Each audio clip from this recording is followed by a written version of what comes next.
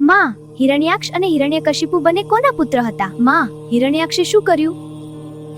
હિરણ્યાક્ષ અને હિરણ્યકશિપુ તેઓ મહાન ઋષિ કશ્યપ અને દિતિના પુત્રો છે. હિરણ્યાક્ષ એક અહંકારથી ભરેલો અને હર એક સમય અતિશય પોતાની શક્તિનો દુરુપયોગ કરતો હતો. તેણે વર્ષોના વર્ષો સુધી કઠોર તપ કરીને બ્રહ્માને પ્રસન્ન કર્યા અને ઘણા વરદાન મેળવ્યા. આ વરદાનના કારણે તે ખૂબ શક્તિશાળી બન્યો અને આખા બ્રહ્માંડમાં આતંક મચાવવાનું શરૂ કર્યું.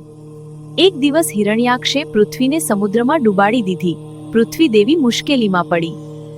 દેવતાઓએ ભગવાન વિષ્ણુને પ્રાર્થના કરી, આ હિરણ્યાક્ષથી અમારી રક્ષા કરો પ્રભુ. ત્યારે ભગવાન વિષ્ણુએ પૃથ્વીને બચાવવા માટે પોતાના નાકમાંથી ખૂબ ગુસ્સામાં વરાહ અવતાર ધારણ કર્યો. ભગવાન વિષ્ણુનો વરાહ અવતાર સમુદ્રમાં ઉતર્યા અને પૃથ્વીને પોતાના દાંત પર ઉંચકીને બહાર લાવ્યા.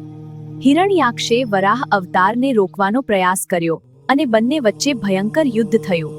ઘણા સમય સુધી યુદ્ધ ચાલ્યું, પણ અંતે ભગવાન વિષ્ણુના વરાહ અવતાર એ હિરણ્યાક્ષને મારી નાખ્યો અને પૃથ્વીને સુરક્ષિત રીતે ફરીથી તેના સ્થાન પર સ્થાપિત કરી.